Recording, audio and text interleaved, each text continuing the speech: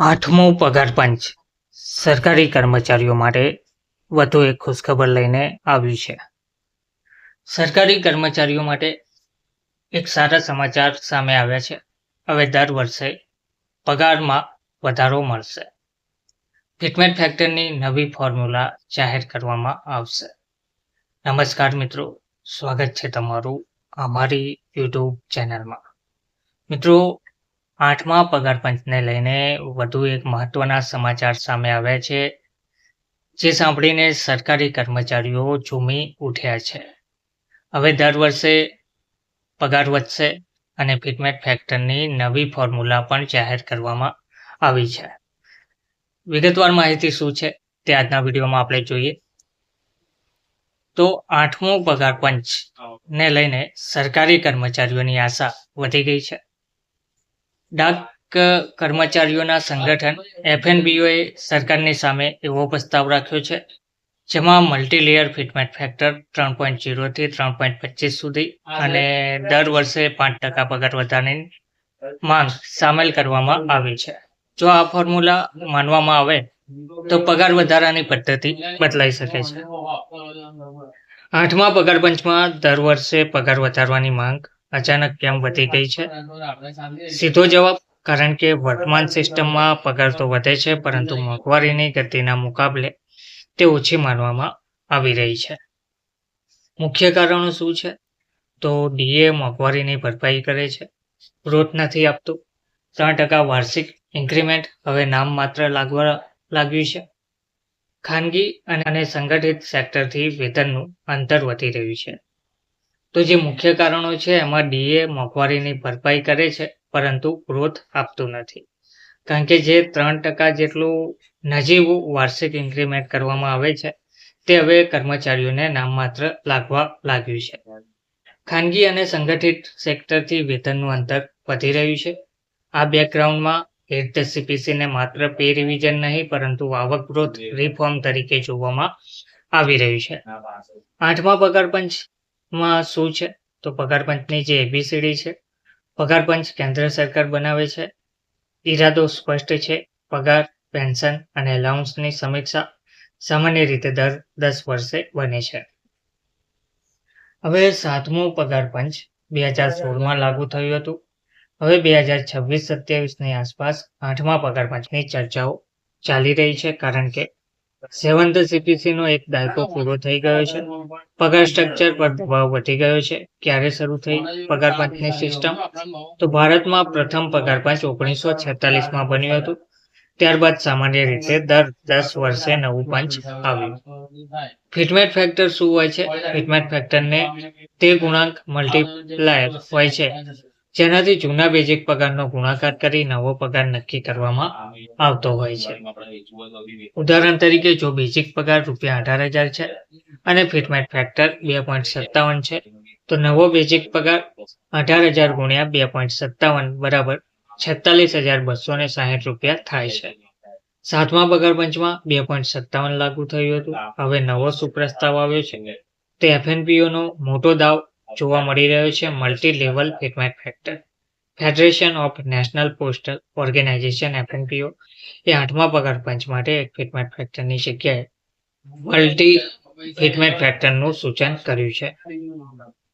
FNPOના પ્રસ્તાવિત fitment factor માળખું level 1 થી level 5, foundation level 5 fitment factor 3 જોવા મળી રહ્યો છે.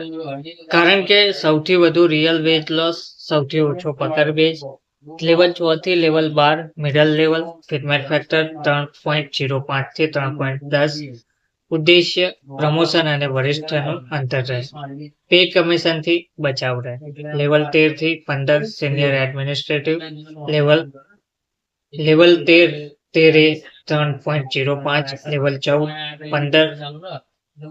3.15, લેવલ 16 થી ઉપર અપેક્ષ લેવલ, તો લેવલ 16 3.20, લેવલ 17-18 3.25.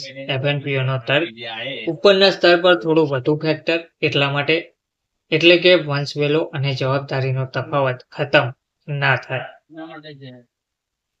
5% એન્યુઅલ ઇન્ક્રીમેન્ટની માંગ કેમ મહત્વની છે? તો અત્યારે શું છે? વાર્ષિક ઇન્ક્રીમેન્ટ 3%. FNPO શું ઈચ્છે છે? તેને વધારી 5% કરવામાં આવે તે કેમ જરૂરી છે? તો 3% પગાર વધારો દેખાતો નથી. લાંબા સમય સુધી એક લેવલ પર રહેવાથી કર્મચારીઓમાં અસંતોષ પણ જોવા મળી રહ્યો છે. ખાનગી સેક્ટર સાથે સરખામણી સરકાર પાછળ 5% ઇન્ક્રીમેન્ટથી પગાર વધારો સ્પષ્ટ દેખાશે. સ્ટેગ્નેશન ઓછું થશે. સરકારી નોકરીની આકર્ષણ શક્તિમાં થોડો વધારો જોવા મળશે. શું છે 7th પે કમિશનનું પે મેટ્રિક્સ ખતમ થશે? જણાવવામાં આવી રહ્યું છે. એક સવાલ છે કે શું 7th પે કમિશનનું પે મેટ્રિક્સ ખતમ થઈ જશે? તો જવાબ છે નહીં. તો હવે નવું શું?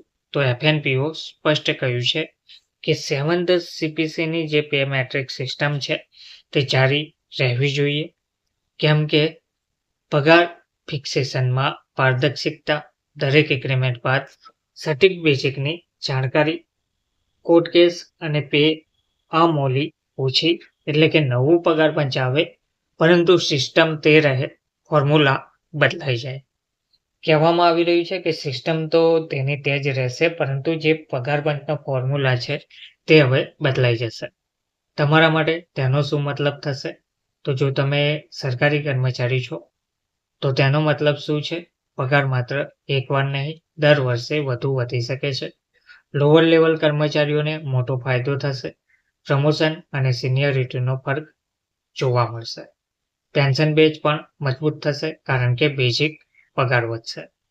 પરંતુ આમાં ધ્યાન રાખવા જેવી બાબત છે જે આ માંગ છે. આ અત્યારે માંગ ચાલી રહી છે. અંતિમ નિર્ણય હજુ લેવામાં આવ્યો નથી. સરકાર અને પગાર પંચ પર ટોટલી નિર્ણય જોવા મળશે. શું આ માંગ માની લેવામાં આવશે? તો પહેલા કર્મચારી સંગઠનોની ભલામણ આવે છે, પછી પગાર પંચ તેના પર વિચાર કરે છે. પંચ ડેટા, મોંઘવારી, ફિસ્કલ સ્થિતિને જોઈને નિર્ણય કરે છે. આ પ્રક્રિયામાં 2 થી 3 વર્ષ થઈ શકે છે. હવે જો આ પ્રક્રિયા લાગુ કરવામાં આવે તો આનો ફાયદો કોને થશે અને કોને આનું નુકસાન થશે તે સમજીએ. તો સંભવિત ફાયદા: ગ્રુપ સી અને ગ્રુપ ડી કર્મચારીઓને લાભ થશે. પેન્શનરોને લાંબા ગાળે ફાયદો થશે. સરકારી નોકરીનું મહત્વ ફરીથી મજબૂત થશે. પડકાર આમાં શું જોવા મળશે? તો સરકાર પર ફિસ્કલ દબાવ, રાજ્યો પર પગાર ભારની અસર.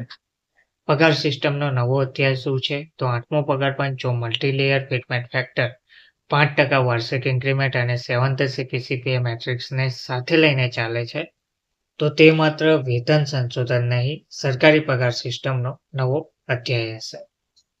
હવે આ બાબતે અમુક કર્મચારીઓ સવાલો જે પૂછતા હોય છે, જે વધારે વાયરલ થઈ રહ્યા છે, તેના પર એક નજર કરીએ.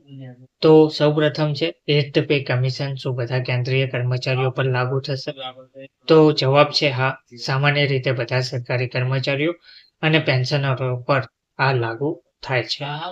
ફિટમેન્ટ ફેક્ટર શું છે? દરેક પગાર પંચમાં બદલાય છે.